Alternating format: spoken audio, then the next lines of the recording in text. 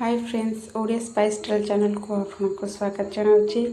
चलतु आज आम बनइबा फुलकोबी दे माछ झोल। एम कढ़ई बसइबा। कढ़ई भल भाव गरम होगा से सोरष तेल देवा। सोरष तेल भल भाव गरम होगा से गोटा गोटा कर माछ को भल भाव फ्राए कर नवा।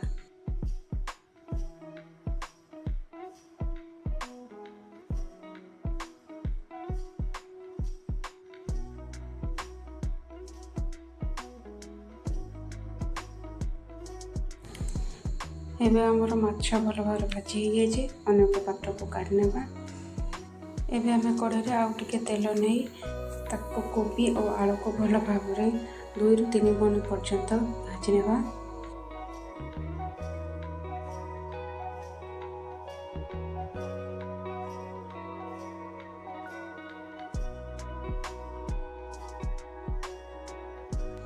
एबे से आमे 2 ରୁ 3 गिना पर्यंत पानी देवा।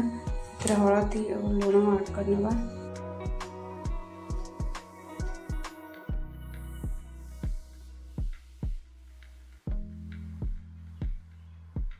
कोबी और आलू को 70% सिझे दवा।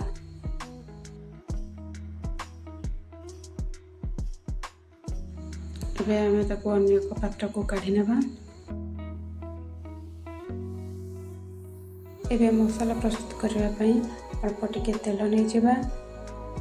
से तेजपत्र और पंचफुटन देदबा। एबे आमे से बाटी रखिबा अदा रसुण प्याज टमाटर पेस्ट ऐड कर नबा।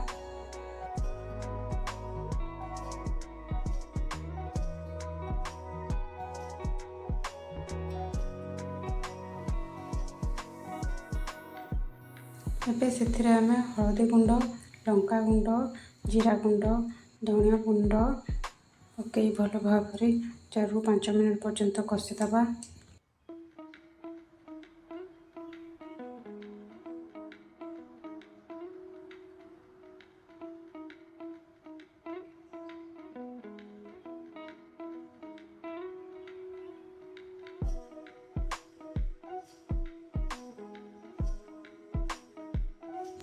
काटी रखिदेवा टमाटो ऐड कर नबा।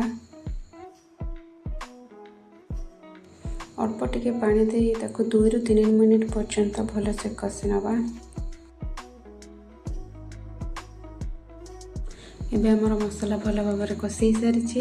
एबे आमे से ऐड करबा कोबी आलू।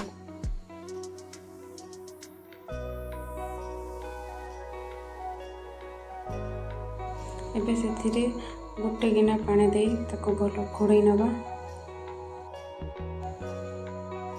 एबे आमे से भाजी रखिथिबा माछ को पकई 2 ରୁ 3 मिनट पर्यंत भल भाव फुटेबा।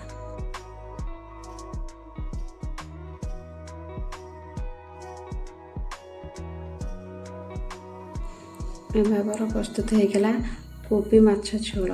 एबे लास्ट रे आमे गरम मसाला धनिया पत्र पकई देबा।